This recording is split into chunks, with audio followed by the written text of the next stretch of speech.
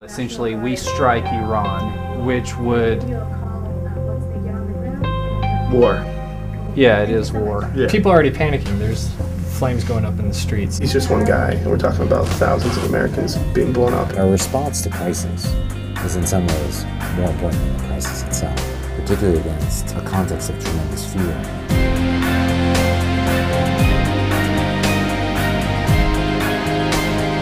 Reports are streaming in that only minutes ago, a large-scale explosion erupted somewhere in Baltimore. We're joined now by Jeff Reed. Yes, yeah, I'm at the port of Baltimore. A big section of the shipyards just went up in flames.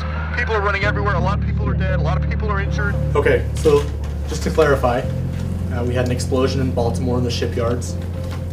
Shipyards are on fire. It could have been an airplane or a helicopter. Also, Iran has mounted some troops in Syria. Israel is thinking that they're going to invade, and a war could ensue between the nations. The simulation exercises that I will be conducting has an interesting history. I conducted them while I was serving in the Israel Defense Forces. The scenarios that we have absolutely are realistic and reflect contemporary terrorism simulations and scenarios. One of the major issues that we have right now is how to treat our detainees, the people that we have, how to treat them as far as interrogation techniques. The entire production team, including the students, includes 60 people. We have the virtual participants from the National Defense University. We have experts from Salt Lake City who will be, in many ways, role-playing themselves. We have a sheriff, we have U.S. attorneys, we have a policeman, we have the reporter. So we knew that going in, that whatever we'd scripted, that was just sort of an outline, and the students would really carry the simulation, and that we would need to be able to adapt to those kind of things on the fly. And what you're doing is you're tying my hands. You're not letting me follow this up. Sir, I mean, we got thousands of American lives here. And I'm telling you, it'll take 4 minutes and we can get some information from this guy. In addition, we have our audience, and our audience plays the role of asking questions, blogging, commenting, viewing, and participating, albeit from a distant virtual location.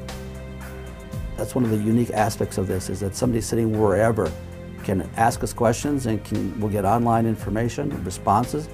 So the point really is to make this as integrated as possible. Anybody who can, we have another video update. So there's been an attack in New York.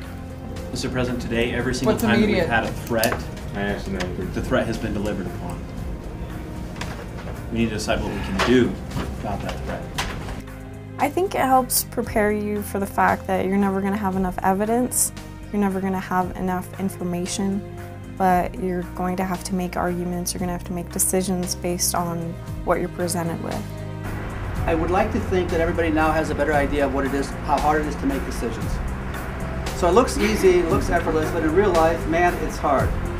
We hope that students will gain an experience that sophisticates them about the difficulty of making such an experience. And as they go into their professional lives, whether it's in counterterrorism or other fields, that they bring the emotional resources and the intellectual resources that they gain from the simulation to those, however different, crises.